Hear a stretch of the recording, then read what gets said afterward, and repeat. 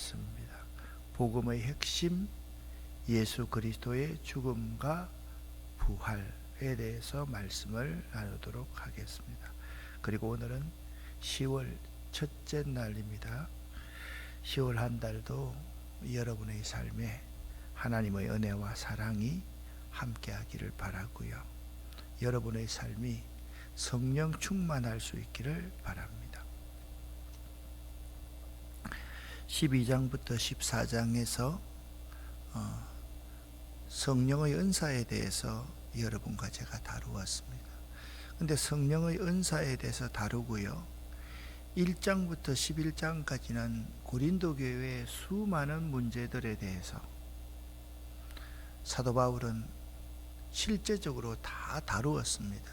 근데 갑자기 왜 15장 부활장이 나타날까요? 어느 교회든지, 세상의 어느 교회든지 고린도 교회이든지 이러한 모든 문제를 해결하는 키가 어디 있느냐? 복음입니다. 복음이 기본이 되어야 됩니다. 그러니까 복음만이 이 모든 문제를 해결할 수 있습니다. 그런데 이 복음의 핵심적인 내용이 뭐냐? 예수 그리스도의 십자가와 부활이다. 이제 그 말씀을 사도 바울은 하고 있는 거예요.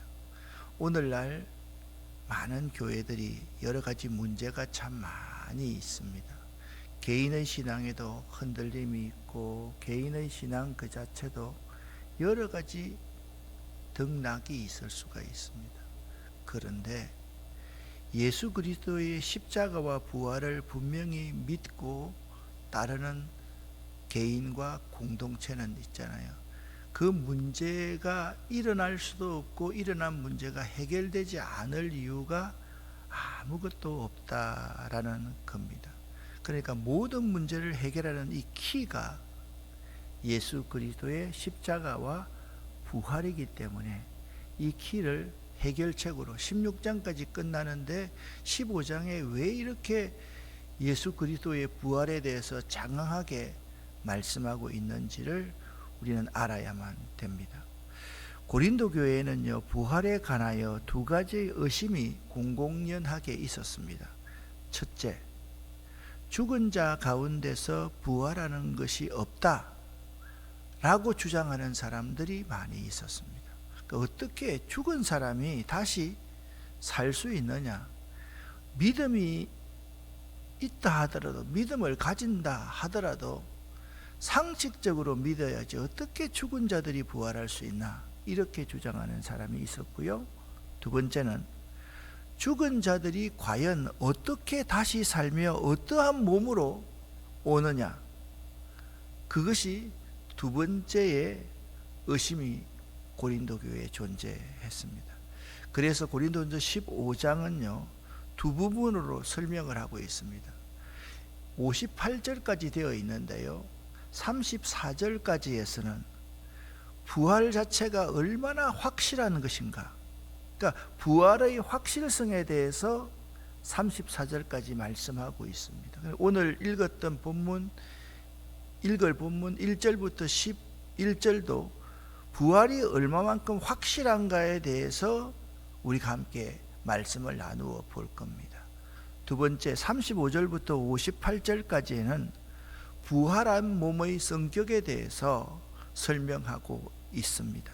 그래서 각 부분에 34절까지의 끝에는 그 부활을 믿고 소망하는 자가 어떻게 살아야 하는지를 밝혀 격려하고 있고요, 58절에서도 그 부활을 믿고 살아가는 사람들에 대해서 잘 말씀하고 있다라는 것입니다. 다시 말씀드리면 1절부터 11절에서는 그리스도의 부활이 결코 상상이나 조작이 아니라는 겁니다. 분명한 역사적인 사실임을 지적합니다. 오늘 본문의 내용입니다. 그리스도의 부활이 결코 상상이나 조작이 아니라 분명한 역사적인 사실이다. 그것을 1절부터 오늘 본문 11절까지 해서 말씀하고 있다라는 겁니다. 먼저 1절부터 11절을 다루면서 1절, 2절 말씀을 여러분과 제가 함께 읽어보겠습니다. 형제들아 내가 너희에게 전한 복음을 너희에게 알게 하노니 이는 너희가 받은 것이요 또 그 가운데 선 것이라. 너희가 만일 내가 전한 그 말을 굳게 지키고 헛되이 믿지 아니하였으면 그로 말미암아 구원을 받으리라. 아멘. 그러니까 1, 2절에서는 복음의 본질이 무엇인지를 다시 한번 사도 바울은 이야기하고 있다라는 점입니다. 그러니까 1장부터 14장까지 참 문제가 많은 고린도 교회의 문제, 그러한 문제를 각기 해석을 하되, 여러분 교회는 항상 평안해야만 됩니다. 교회의 모든 일은 덕스러워야 됩니다. 교회의 모든 것은 나보다 공동체를 우선으로 생각해야 됩니다라는 솔루션을 14장까지 내놓고 15장에서 1절, 2절이 그 사이에서 매우 중요한 역할을 하고 있는데요. 복음의 본질이 뭐냐? 예수 그리스도의 십자가와 부활이다. 그렇게 말씀하고 있다라는 겁니다. 1절 말씀 보면 형제들아 내가 너희에게 전한 복음을 너희로 알게 하노니, 다시 한번 내가 너희에게 전한 복음을 너희가 반드시 기억하면서 알아야 된다라고 말씀하고 있다라는 겁니다. 신앙생활을 오래 하다 보면 처음 들었던 복음의 감격이 희미해지고요, 일상의 무게 속에 복음의 능력이 헛떨어질 때가 참으로 많이 있습니다. 바울은 성도의 신앙을 굳게 세우는 기초는 다른 것이 아니라 복음 그 자체이다. 자, 얼마 전에 주일 주제 시리즈 설교를 했을 때 제일 먼저가 뭡니까? 기본이 중요합니다. 복음이 기초라는 거예요. 복음의 기초가 되지 않기 때문에 분열이 생기고, 복음의 기초가 되지 않기 때문에 은사에 대한 여러 가지 문제가 생기고 믿음과 삶에 괴리가 생긴다라고 진단을 하고 있는 것입니다.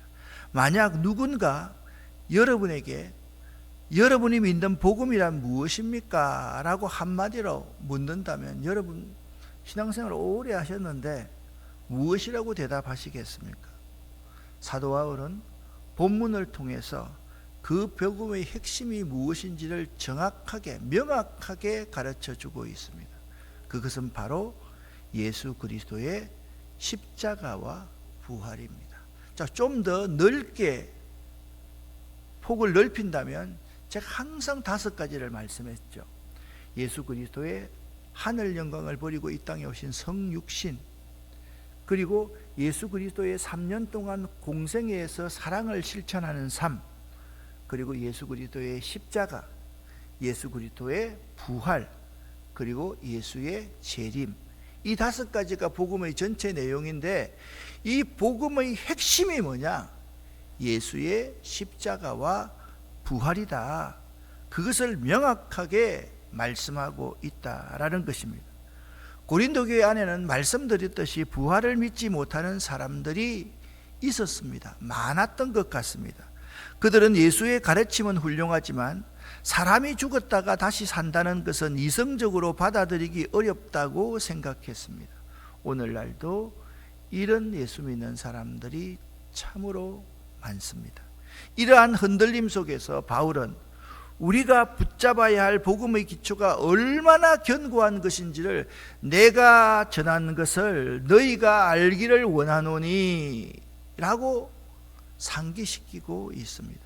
사도 바울은 복음을요, 받은 것과 그리고 그 위에 선 것이라 그렇게 표현합니다. 나에게서 받았고 그 믿음 위에 여러분이 서 있어야만 합니다 라는 말씀을 하고 있는 것입니다. 복음은요, 우리가 만들어낸 철학이나 사상이 아닙니다. 하나님께로부터 와서 사도들을 통해 우리에게 전달된 진리입니다. 우리의 구원은 이 복음 위에 굳게 서서 그 말씀을 굳게 지킬 때 흔들리지 않습니다.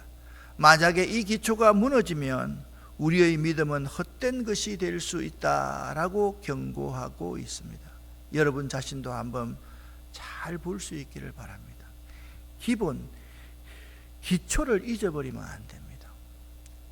얼마 전에 우리 이 옆에 새로운 신도시 아파트도 철근을 이만한 두께를 넣어야 되는데 돈 아낀다고 조금 가는 두께로 넣고 10개를 넣어야 되는데 그걸 개수를 줄여가지고 심각한 문제가 생겼던 것을 우리는 뉴스를 통해서 들었고 지금도 그거 다 허물고 다시 하고 있습니다.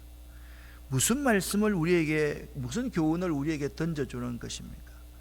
복음의 기본 기초를 혹시나 우리가 신앙생활을 오래 했다고 해서 잊어버리고 있지 않습니까?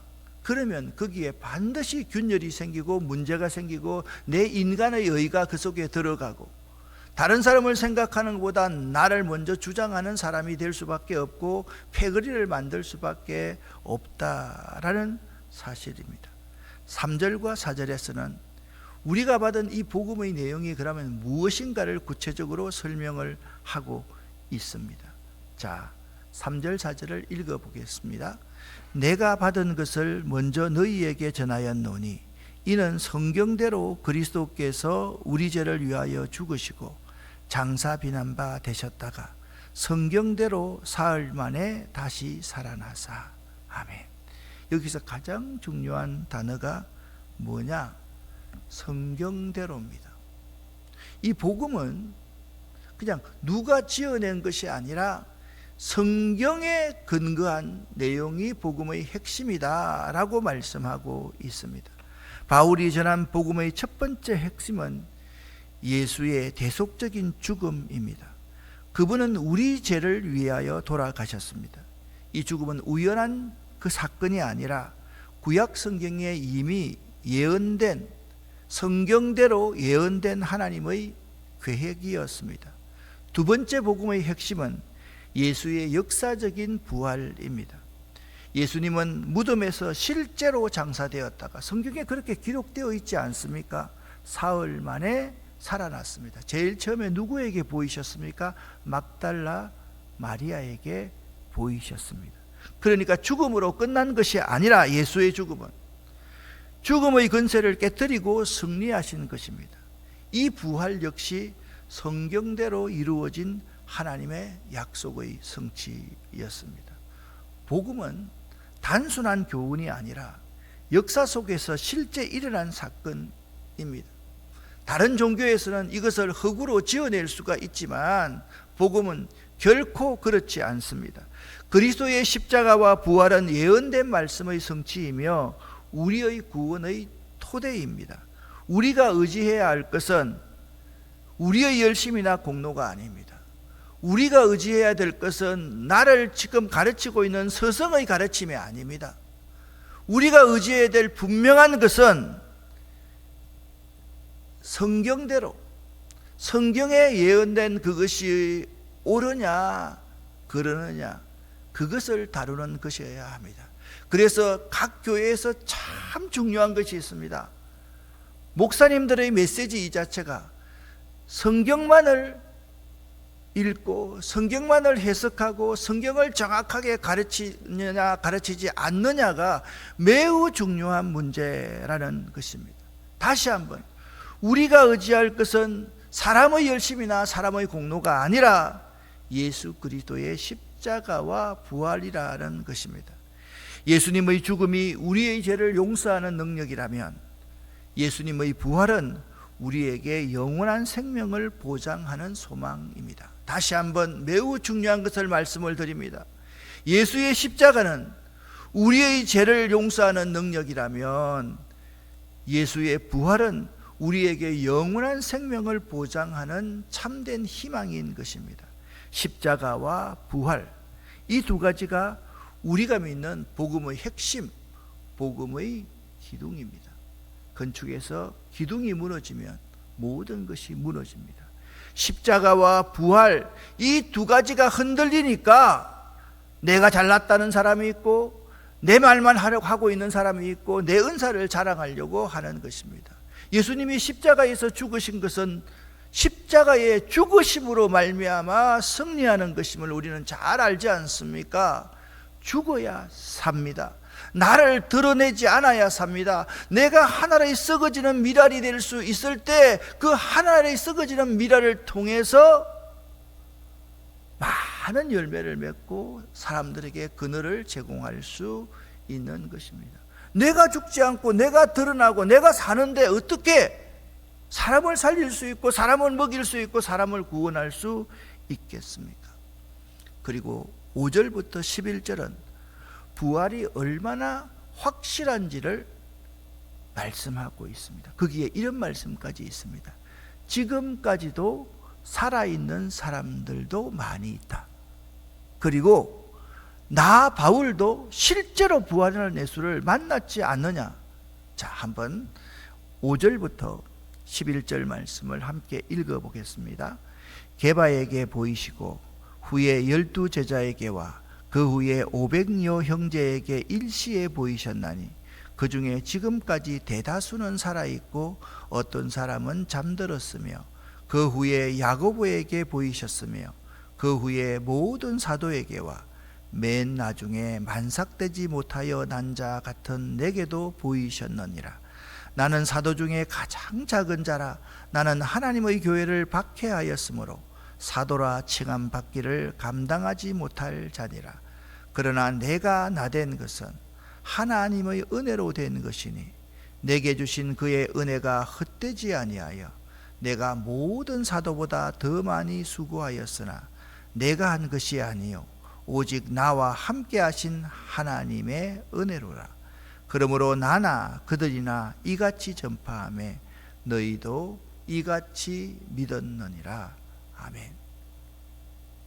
사도 바울은 이 놀라운 부활 사건이 단순한 이야기가 아니라 수많은 증인들이 목격한 역사적인 사실임을 강조합니다. 히스토리컬 팩트이다. 역사적인 팩트다 라고 말씀하고 있습니다. 베드로에게 먼저 보이시고 12 제자에게 보이시고 500여 형제에게 일시에 보이시고 대부분의 증인들이 이 사도 바울이 이 편지를 쓸 당시에도 살아 있었기에 사람들은 더 이 말씀을 읽으면서 생생하게 받아들여졌습니다. 이 사실을 얼마든지 확인이 가능한 것이다. 특별히 부활한 예수를 만난 자기 자신이 지금 고린도 교인들을 상대하고 있지 않느냐라고 말씀하고 있습니다. 이는 부활 사건이 확실한 역사적 사실임을 드러냅니다. 오늘날 우리도 흔들리는 세상 속에서 흔들리지 않을 수 있는 것은 이 믿음을 붙잡아야만 한다는 것입니다. 부활의 주님이 지금도 살아계신다. 아멘. 이게 부활신앙입니다. 지금 내가 죽어도 살 수 있다는 것뿐만 아니라 여기에는 내가 실패해도 하나님이 다시 회복시켜 줄 수 있다. 내가 병들어도 하나님께서 다시 나에게 소망을 주신다. 이것이 흔들리지 않아야지 우리가 신앙생활을 잘 할 수 있는 겁니다. 사람이 어려움을 당해보면 그 믿음을 안다 그러지 않습니까? 왜 그렇습니까? 어려움을 당했을 때 예수 그리스도의 십자가와 부활, 예수의 성육신, 예수님의 공생에서의 삶을 붙들면 예수님은 우리보다 더 많은 고난을 겪으셨는걸요.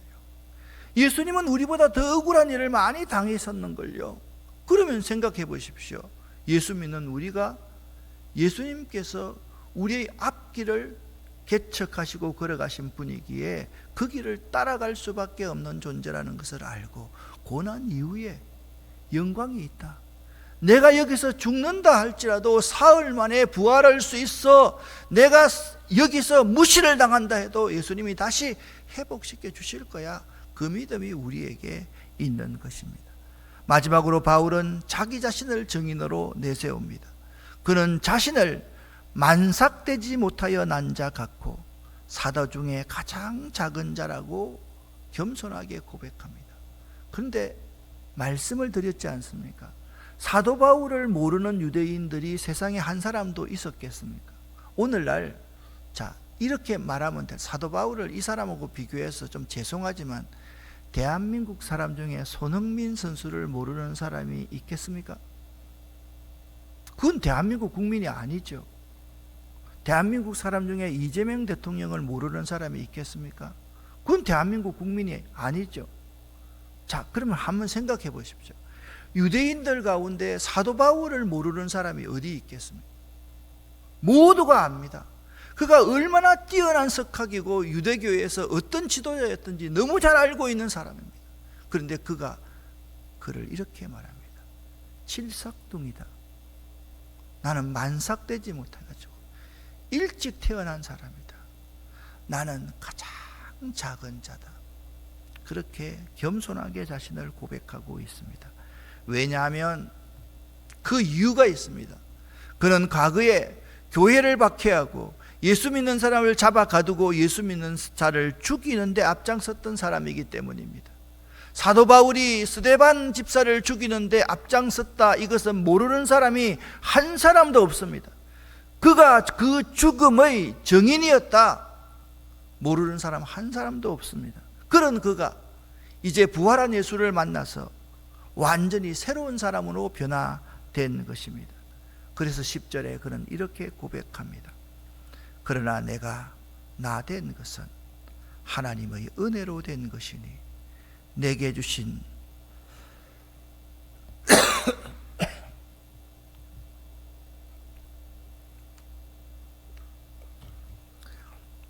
그의 은혜가 헛되지 아니하여 내가 모든 사도보다 더 많이 수고하였으나 내가 한 것이 아니요 오직 나와 함께 하신 하나님의 은혜로다. 그렇게 고백하고 있습니다. 바울은 자신을 만삭되지 못하여 난 자 같은 존재라고 말합니다. 과거 교회를 핍박하고 성도를 잡아 죽이던 죄인이었기 때문입니다. 그러나 그는 이렇게 고백합니다. 나의 나 된 것은 하나님의 은혜로 된 것이다. 바울이 사도로서 수고할 수 있었던 힘은 자기 능력이 아니라 은혜의 역사였다. 교회를 핍박하던 박해자가 복음을 전하는 위대한 사도가 된 것은 이것이야말로 부활하신 예수님께서 살아계시며 그분의 은혜가 얼마나 강력한지를 보여주는 확실한 증거가 아니겠습니까? 우리들의 신앙과 믿음과 사역도 마찬가지입니다. 내가 여기까지 온 것은, 내가 믿음을 지키고 있는 것은, 내가 하나님의 교회와 이웃을 섬기고 있는 것은 전적으로 하나님의 은혜였던 것입니다. 여러분이 오늘 하루 동안 살아가면서 유튜브에 은혜라는 곡을 한번 틀어놓고 하루 종일 한번 들어보시기를 바랍니다.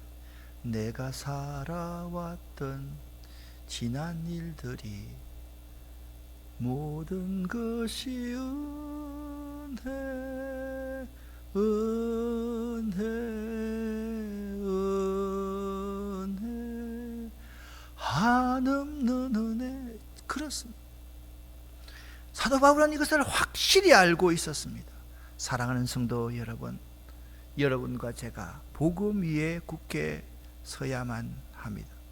바울은 처음과 끝을 동일한 고백으로 오늘 1절부터 11절에 결론 맺고 있습니다. 2절 말씀입니다. 너희가 만일 내가 전한 그 말을 굳게 지키고 헛되이 믿지 아니하였으면 이로 말미암아 구원을 얻으니라. 헛되이 믿지 말라. 바로 믿어라. 예수의 십자가와 부활을 바로 믿어라. 11절에 말합니다. 나나 그들이나 이같이 전파하여 너희도 이같이 믿었느니라. 우리의 복음의 핵심인 예수 그리스도의 십자가와 부활을 확실히 믿을 때 문제가 해결된다. 교회에 문제가 없다. 교회가 덕스러워지고 교회가 평안해진다. 그렇게 말씀하고 있는 것입니다. 우리의 믿음의 기초는 변하지 않는 복음입니다. 여러분 믿으십니까? 아멘. 저는 믿습니다. 그것이 뭡니까? 그 복음이 무엇입니까? 예수 그리스도의 십자가와 부활입니다. 이걸 잊지 말아야 됩니다. 여러분 자꾸 새로운 것을 찾지 마십시오. 이것을 조금 우리는 오래된 거다 이렇게 생각하지 마십시오. 이 복음 위에 굳게 서서 은혜로 살아가며 부활의 소망 가운데 흔들리지 않는 삶을 살 수 있기를 예수 그리스도 이름으로 간절히 축원합니다. 신앙생활을 하다 보면 때로 지치고 흔들릴 때가 있습니다. 지치고 흔들리지 않으면 사람이 아닌걸요. 세상의 가치관이 우리의 믿음을 의심하게 만들 때가 있습니다. 그때마다 예수의 십자가와 부활을 굳게 붙드시기를 예수 이름으로 간절히 축원합니다. 특별히 죽음을 이기신 주의 능력이 여러분의 삶에도 동일하게 역사하심을 믿어야 할 것입니다. 나의 나된 것은 오직 하나님의 은혜입니다. 그 부활의 능력과 은혜를 힘입어 항상 믿음으로 승리하는 여러분이 되시기를 예수 이름으로 간절히 축원합니다. 오늘 저녁 수요 예배 때 만나겠습니다. 일찍 강구를 드리는 것은 주일날 강구를 좀 잘못했습니다. 이번 주일은 다 새벽 예배를 드리고 다음 주 일주일은 월요일부터 토요일까지 새벽 예배를 교회에 와서 개인 기도를 하시기를 부탁을 드립니다. 기도하겠습니다. 하나님 아버지여, 하나님의 은혜를 진심으로 감사를 드립니다. 하나님, 우리가 기본에 충실한 사람, 기초에 충실한 교인들 되기를 원합니다. 이 아름다운 교회가 기본과 기초에 충실한 교회가 되기를 원합니다. 저희 교역자들이 이 기본과 기초를 가장 중요하게 생각하면서 성경을 해석하고 목회할 수 있도록 도와주시옵소서. 그래야지 견고하며 흔들리지 않음을 고백합니다. 하나님, 우리 한 사람 한 사람에게 오늘도 예수 그리스도의 십자가와 부활 그리고 하나님의 은혜를 잊지 않도록 도와주시옵소서. 우리가 기도할 때 하나님, 내가 여기 있다 말씀하여 주시옵소서. 오늘 새벽이 내 일생의 가장 귀한 새벽이 될 수 있도록 도와주시고 기가 막힌 새벽이 될 수 있도록 도와주시옵소서. 예수 그리스도 이름으로 축복하옵고 간절히 기도 올립니다. 아멘. 주여 믿습니다.